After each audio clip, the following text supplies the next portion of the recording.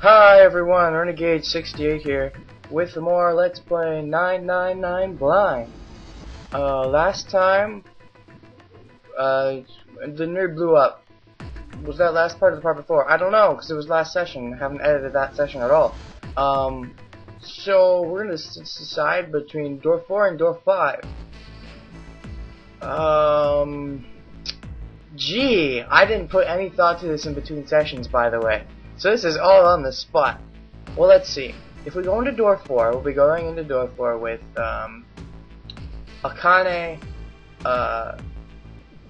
Santa, and Lotus. If we go into door 5, we'll be going with Akane still, along with Ace and Snake. So if we bring Akane into door 5, then, like, she already, like, was not fun with the sight of blood before. That could really hurt her, like, mentally. And besides that, we'd be splitting up, Snake and Clover if we did that. So I don't know. And then we gotta ask ourselves, who do we prefer to be with? Lotus and Santa, or Ace and Snake? Of course, we have no way of being with Seven and Clover, at least not for now. So that's a hard question. Who do I want to be with? I don't really want to split up Snake and Clover. Plus, I don't think Akane is ready to deal with the blood, so I think door 4 is what we should be going into. I'll probably go back and look at that at some point, but for now, let's go through door 4. Decided that door 4 would be fine. He'd go through door 4 with Lotus, Santa, and June. Why had Junpei even consider doing otherwise? He'd be there for June. For Akane, Kurashiki. That seemed good, although he'd still be with June in the other door, but he felt it was the right choice to make. He made no shows of affection, but Junpei saw her as something more than just a friend from his childhood. Oh, about Chikawawa. He watched the other 4 walk toward their door. Ace, Snake, Clover, and Seven. Junpei said nothing as they left. Before long, they had reached door 5.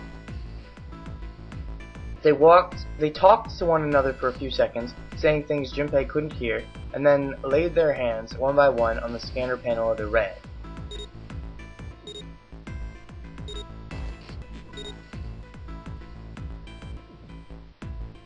Ace grabbed the lever. His face tight with determination, he turned over his shoulder to look at Junpei and his companions. Goodbye. Be careful. It's not goodbye, it's I'll see you again. I hope. As Ace pulled the lever, the door swung open, the mouth of a great, hungry beast. Beyond the door, Junpei knew, lay the sad remains of a 9th man. It did not surprise him that Ace, Clover, and Seven hesitated. The body was not a pleasant thing. Snake had no such problems, as his blindness made him immune to the horror. Stepping through the door, he stepped through the door, his feet making a wet splack in the pool of blood. Do you intend to kill me? Oh, I see what he's saying.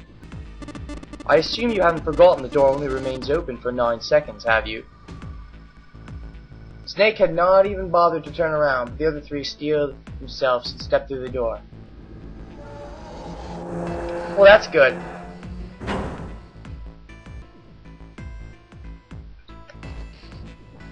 Door 5 swung shut, closing with the heavy finality of metal upon metal. Junpei and his companions scrambled to door 4. You mean, oh, okay. To door 5, never mind. They pressed their ears to it in an attempt to hear what might be taking place on the other side. It's beeping. It's just like before. Probably the sound of the detonator on the bracelet. Do you think they're okay? Jun's face showed her concern more plainly than her words ever could. Almost as though in response to her question, a voice rang out from the other side of the door. It was 7. Hey, there it is! That's gotta be that dead thing. Come on, get over here. We gotta authenticate.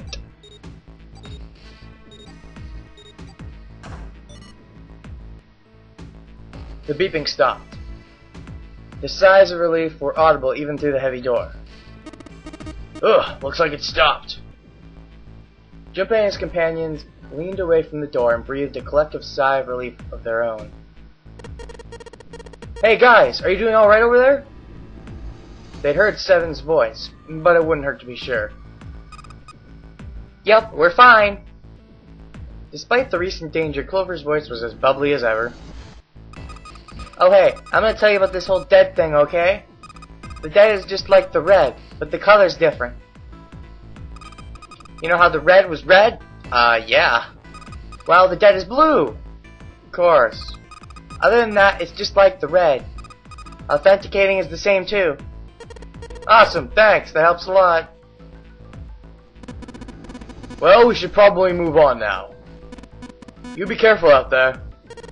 Roger that.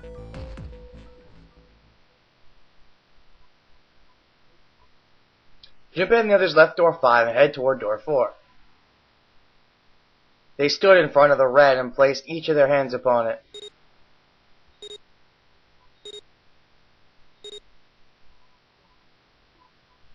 Four asterisks appeared on the screen. Junpei grabbed the lever and turned around. You guys ready? Yeah. Sure. Let's go. None of them looked particularly optimistic, but their faces were set. Junpei nodded to them and turned back toward the red. Alright, let's go! Let's do this thing. With strength and determination, he pulled the lever.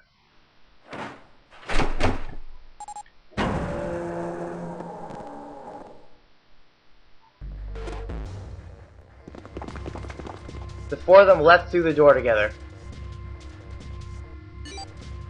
Oh shit, there's the beeping. The moment they had passed through it, each heard a cold electronic sound coming from their left wrist.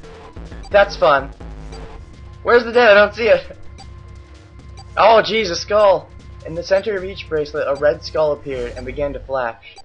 The detonator's countdown had begun. In the long moment that each of them spent staring at their wrists, and they have 72 seconds to go. The numbered door behind them closed, the sound of metal on metal reverberating down the hallway. There was no way back now. They were committed. If they could not find the device to deactivate their detonators...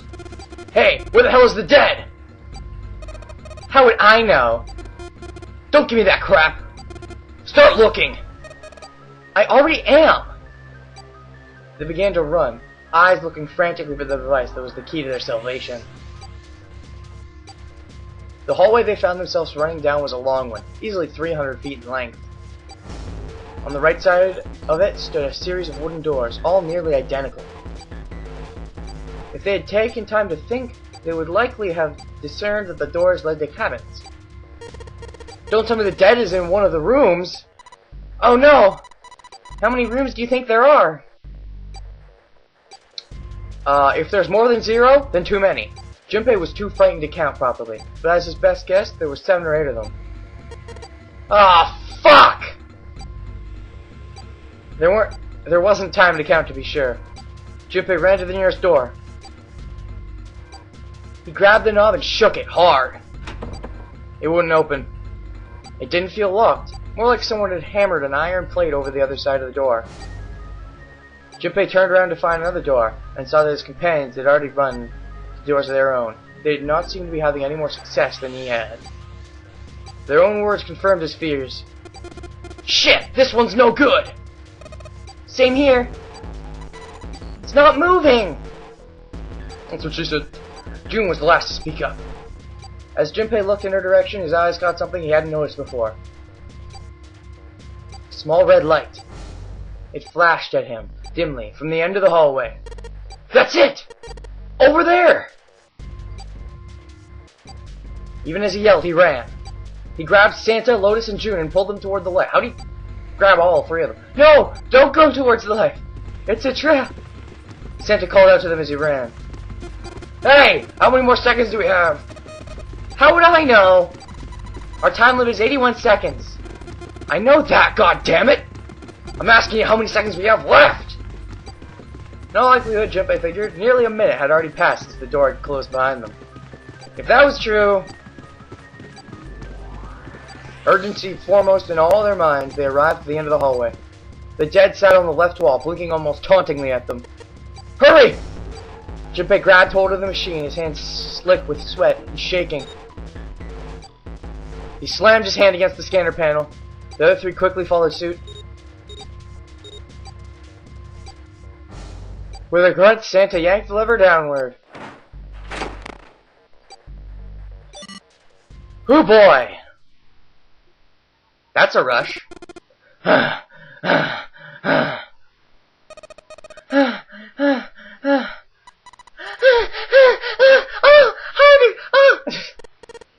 Oh, that's too hard. Looks like it stopped. His hands beginning to steady, Junpei wiped away some of the sweat that had beaded on his forehead. As they caught their breath, the four companions began to look around. At the end of the hallway lay a heavy-looking set of double doors. Set into the wall of the hallway on either side of the larger door were two smaller ones. They all needed inspecting, but Junpei began with the largest of the three, the double doors. How many times did he come across similar doors with similar results, he wondered. Too many. Perhaps, he corrected himself, more a lack of results. Whatever the reason, the door remained firm and unyielding, and refused to allow Junpei or anyone else passage. Near the handle was a small keyhole. Above the keyhole was a small symbol, engraved in the brass. Is that another, space symbol, or is it like a gender symbol? Male? He wasn't quite sure what to make of it, and stared at it for a moment in confusion. It was June that corrected it. No, that's not the symbol for male. That's probably the symbol of Mars. Well, technically they're the same symbol. But I saw a number of similar symbols near the main stairway. The symbols of the solar system. The Sun. Saturn. The Earth. Together we are the Planeteers. At least that's what I'm assuming. So this isn't the man symbol, it's a symbol for Mars. The man symbol. I think so, yes. While Junpei and June talked, Santa had disappeared. They turned to find him some distance down the hallway. He had gone to check the other doors. Eventually he reached the last of them and jogged back. Took him only a moment to catch his breath again. Here's the deal. None of the other doors open. And that must mean we only have two more doors. Lois examined the doors on either side of the larger double door. Each one had a metal plate attached to it. B92 and B93. Junpei figured they were probably room numbers. The door on the left read B92, and the door on the right proclaimed that it led to B93. It proclaimed? I don't think a door can proclaim anything. It's just, that's what it says. And it doesn't say anything either. It's just, that's what's there. Damn it. Alright, let's open them. Yeah!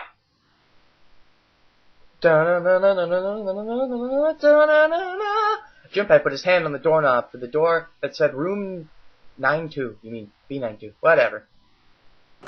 Santa moved to the door to room B93. They'd made it through the numbered doors alive. There was nothing more to be afraid of. Junpei and Santa looked at each other and nodded. 1, 2, 3! In unison, they pushed against their respective doors. And promptly found themselves in a new room.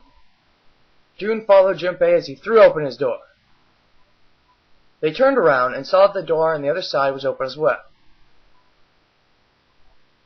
Through the door was another person, his mouth agape. It was Santa. Wait. They turned around and saw that the door on the other side was open as well. Through the door Wait, are you saying you opened one door and it just shows you Santa? Wait a second. Wait, are you saying he opened one door and the other door opened and they're just like... What? Yeah, it did. Junpei and Santa looked at each other. They had not expected the doors to yield so easily. Oh, I'm sorry. I thought it meant they opened a door, and then through the door, they saw, like, the other person on the other side, like, some kind of infinite portal loop. But, I guess that's not what's going on. They had not expected the doors to yield so easily. I misunderstood that. Lotus's calm voice broke into their thoughts. Maybe this is all part of Zero's plan? I can't say I enjoy being treated like someone's puppet. As she headed for room 9-3, Lotus continued. Well, now we have these 2 rooms. I'm sure there's something in there that will help us get out of here. Let's find it. Santa and I will search this room. Junpei and June search the other room. That's not a good idea. If we're alone for too long, we might start making out and wasting time. I suggest I be with the big boobied woman. No, actually, I suggest it be the 2 guys together and the 2 girls together. You know, unless any of us here are gay, in which case there might be another problem. Okay. All right. Sure, because now you're the boss, right? Totally. Whatever. You have big boobs. I won't complain that much. Okay.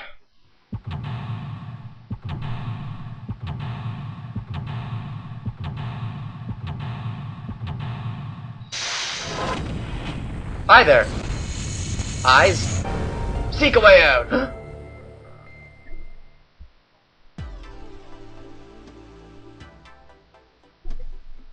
Do I have control of stuff again? Oh hey, I think I have control of stuff again. Wow, it's been a while. So what were the controls of the game again? I think I forgot. No, I'm just joking. Only partially joking. What's in here? The vase looks expensive. I wonder how much we could get for it. What? Are you gonna steal it? What? Are you a klepto? I did not see that in your personality. I think we have more pressing issues than, how much a stolen vase is worth, though. What about this painting? Painting! That painting. This is kind of a weird-looking picture. Do you think it's an abstract painting, or something? It's definitely something.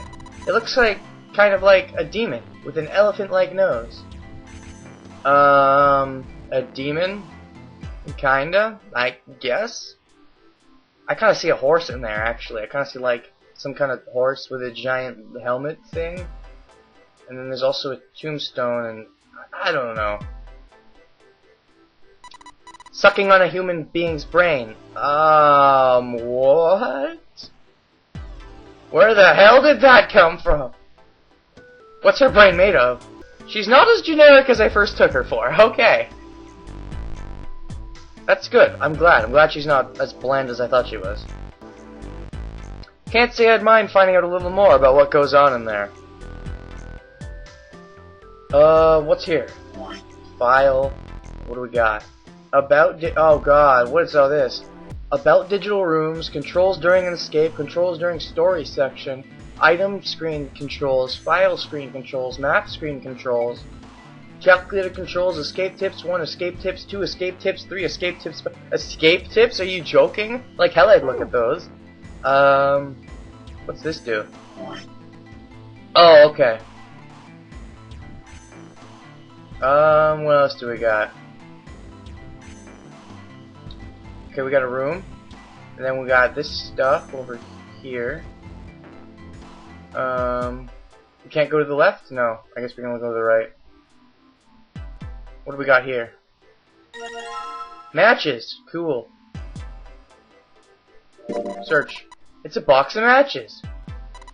There are matches inside, obviously. Well, that's good. Okay, what else do we got? Whoa. What? Junpei looked down blankly at what he was holding, then up at June. Oh yeah, how's your fever? You feeling better now? Yes! I'm feeling fine. June certainly looked fine. So what was that about before? Junpei held his hand on her forehead for a few seconds. It seemed her fever had really gone down. Are you worried about me? Hey, come on, it's not like that. That's odd. Yeah, I guess I am. Yeah, I guess I am. Giggle. June blushed and giggled. By the way, Jumpy? Guess? How did you end up here? What do you mean? I told you earlier, didn't I? There's a man with the gas mask when you got home at night. You inhaled some white smoke and passed out. When you woke up, you were on D-Day. Yeah, that's it. But is that really the truth? Yes? What? Jumpy, are you hiding something from me? What? No, are you hiding something from me? No! Why would I? Well, if you think about it, this is awfully suspicious. I mean, why would two childhood friends bump into each other in a place like this? Maybe it's a coincidence. Even if it isn't, why do you think I have something to do with it? I'm the main character, don't question me! That's not correct. I question you! Maybe you're hiding something suspicious. Hey, I could ask you the same thing. Are you hiding something? What would I hide? I don't know, what would I hide? Well, I don't know anything. I mean, you're hiding it. How would I know? You mean, like, the number of men I've dated?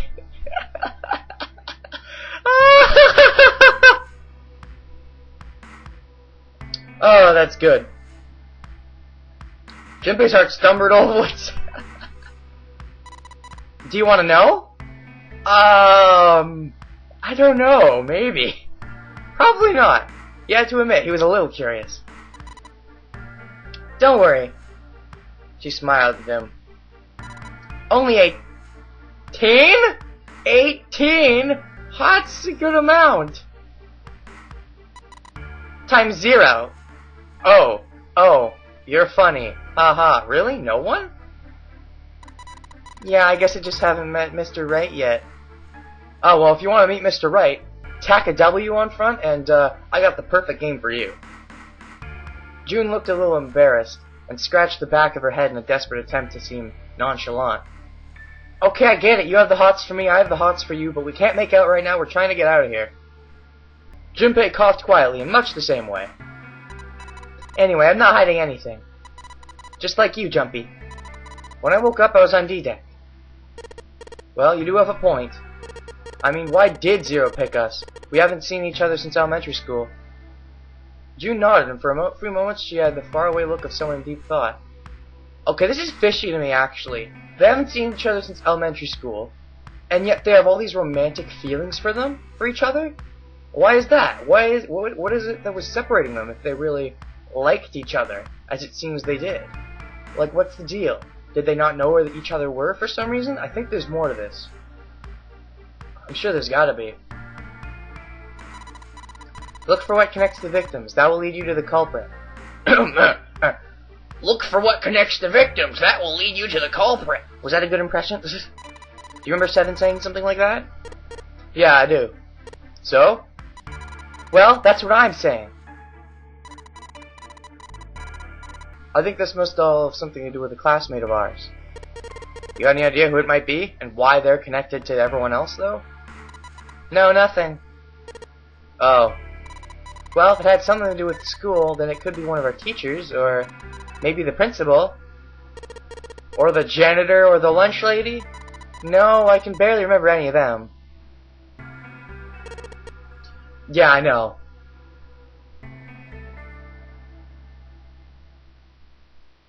So, we've learned nothing. Junpei went back to searching, feeling unpleasant and confused. Elementary school. Elementary school. Was there anything strange that had happened in elementary school? As he searched the room, he continued to rack his brain.